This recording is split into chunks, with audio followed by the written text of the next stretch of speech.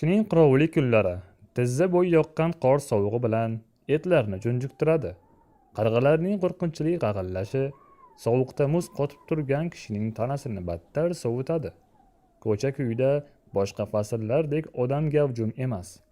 Ayniqsa har vaqt bir shovqin solib o'tib ketadigan poyezd yo'llarida tirik jonni uchratish amri mahol. Har doimgidek bugun ham tog' yo'lidan o'tgan temir poyezd vagonlari zarbidan chiqqan ovoz butun darani dahshatga solgudek bo'ldi. Atrof jimjit. Faqat qishni sevuvchi qushlar yakkam-dukkam o'sgan daraxtlar ustida turib, boshini qanotlari pinjiga kiritib olib, ma'nosiz erinibgina sayrab qo'yishadi. Temir yo'l sozlovchi Hasan og'a relslar sozligi va nosozligini tekshirish uchun uydan chiqdi.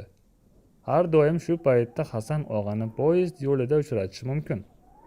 U o'z ishini sevganligi uchun sovuqda ham, issiqda ham ishlash unga malol kelmaydi.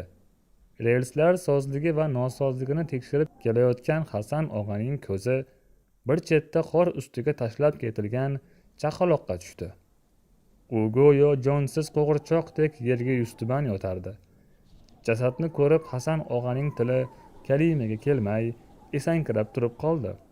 Chaqaloqning qorin qismi ochiq, ichak chavog'i yo'q edi. Buni ko'rgan Hasan aka butun tog'ni larzaga solib qichqirdi. Ey Xudo!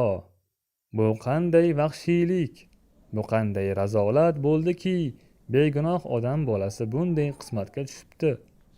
O'z nafsiga qul bo'lgan kimsalar shu begunoh chaqaloqning ichak chavog'ini olib tashlab, narkotik joylashgani va manzilga yetishgandan so'ng jasadni poyezddan uloqtirishganiga Hasan og'aning fahmi yetib turardi.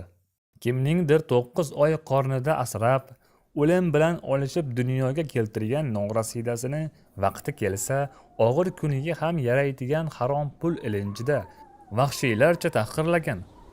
Nafsiga qul kimsalar chaqaloqning uvoli tutishidan ham cho'chishmabdi. Xayolida shunday fikrlar kechayotgan Hasan og'a inson bolasi shunchalik razillikka borishiga ishona olmay, yuragi allanechuk bo'lib, qor ustiga cho'kkalab o'tirib qoldi.